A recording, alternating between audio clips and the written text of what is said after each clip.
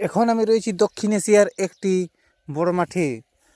আর এই যে 3টি ডিম দেখতে পাচ্ছেন না, এগুলো হচ্ছে টিটিরি পাখি অর্থাৎ তেঁতুই পাখির ডিম। এবং এই পাখিটির বিশেষত্ব হচ্ছে, এই পাখিটি যখন ঘুমায় তখন পাগুলো উপর দিকে করে ঘুমায়। তারা মনে করে যে যদি মেঘটি পড়ে যায় তাহলে আমরা পা দিয়ে আটকাবো। আর একটি বিশেষত্ব আছে এই পাখিটির। অনেক অনেক বছর আগে রাজারা নাকি পরশ পাথর সন্ধান পেয়েছিল। আর পরশ পাথরের বিশেষত্ব যে পরশ পাথরে যদি লোহাকে টাচ করানো যায় তো লোহা সোনায় পরিবর্তিত হয়ে যায়।